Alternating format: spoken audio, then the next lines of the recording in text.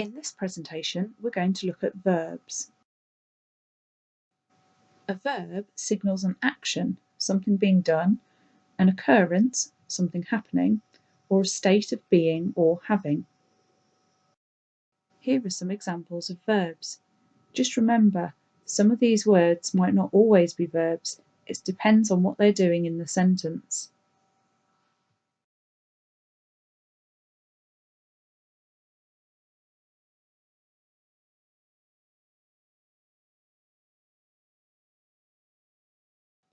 Verbs are very important as you can't have a sentence without a verb. The basic form of a verb is known as the infinitive. It usually comes with the word to. For example, I like to sing loudly. He began to run towards the goal. His job is to drive the train. Verbs come in different tenses which refer to time. For example, the present tense, I play with my brother, and the past tense, yesterday I played with my brother.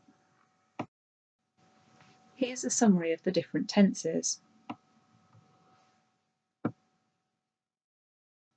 Each of the different tenses tells the reader that something's happening at a slightly different point in time. The continuous or progressive tenses are used for things that are keeping on happening, or that are carrying on up to a certain point, or that did carry on up to a certain point in the past. To make some of these different tenses, helper auxiliary verbs are used. The most common auxiliary verbs are to be, to have, and to do. The auxiliary will is used to make the future tense in English.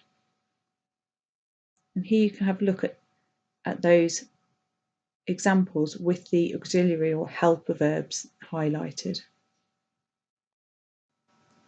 Another type of auxiliary verb is modal verbs.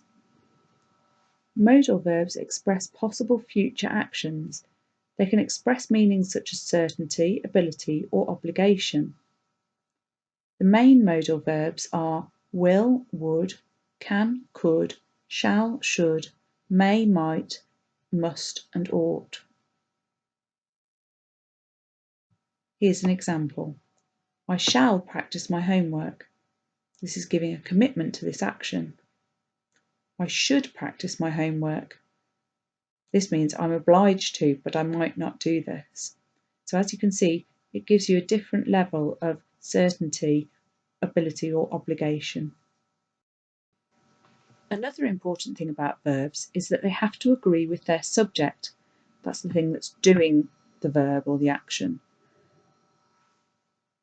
In English, apart from the third person singular, he, she, or it, verbs don't change. So we've got I read, you read, we read, you read, they read. So it's only he, she, and it that changes to reads. The one exception to this is the verb to be. Because the verb to be doesn't follow the rules, it's an irregular verb, it can be quite a difficult one to learn. But we've got the verb to be song which can help us.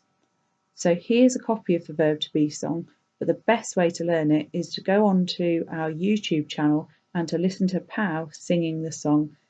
So to do that, follow the link.